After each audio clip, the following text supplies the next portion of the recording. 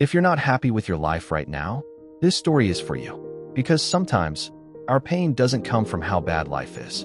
It comes from comparing our journey to someone else's. And while we're busy looking at others, we forget the value of our own life. This is a story about that. Let's begin.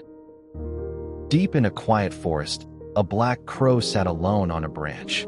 Below him, life moved in colors. The swan drifted across still water. The parrot flashed through green trees. And the peacock walked as if the world was watching only him. But the crow was never part of that world. Whenever he came near, people looked away or chased him off. Slowly, a thought settled inside him. Not loud, just heavy. Something about me feels less. And one day, that thought finally broke into silence. Tears fell from his eyes. Not dramatic, just honest. Under the same tree, a monk sat still. No movement, no reaction, as if time did not disturb him. A tear dropped near his hand. He looked up slowly, at the crow, and smiled faintly. Strange, he said. The sky always feels lighter somewhere else. The crow whispered, I don't want to be like this. The monk tilted his head slightly, then said softly, Then don't believe your thoughts. Go, see what you think you know. And the forest went quiet again. At a calm lake, a swan moved slowly across the water. The crow spoke gently. You look perfect. The swan did not answer immediately. He drifted forward, then stopped, stared at his reflection. Long, still, as if the water might answer for him. Then quietly, they see the shape, not the silence behind it. 38. There are days I wish I could disappear into distance without being seen at all. The crow said nothing. The swan added, Go find the one they never stopped looking at. The parrot sat still, unusually still.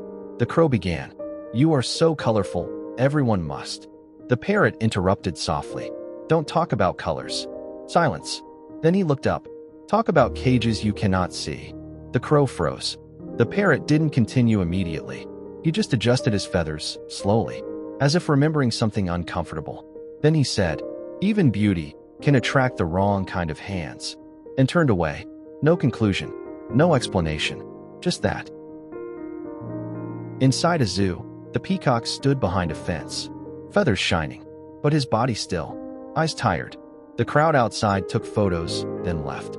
The crow spoke softly. You are admired by everyone. The peacock gave a small smile. Not proud, not happy, just aware. Admired, he repeated. Not known. A pause. Then quietly. Do you think being watched is the same as being free? The crow didn't answer. The peacock lowered his head slightly, feathers still glowing in the light, but his silence heavier than the cage. The crow flew back, but the sky felt different now. Not brighter, not darker, just wider. He returned to the monk and said, I saw everything. Every life had something I didn't notice before. The monk nodded slightly. The crow continued, Maybe I was not missing happiness. I was just looking at it in the wrong place. The monk finally spoke, very softly. Life is never clearer than when you stop comparing it. The crow looked up at the sky, quiet, no questions left, only presence. And for the first time, he did not wish to be anywhere else. Comparison never shows life as it is, only life as it feels from far away, and distance always lies. The crow never became a swan. He never became a parrot. He never became a peacock. The only thing that changed was the way he saw himself. Sometimes, life doesn't need to change. Sometimes, only the eyes looking at it do.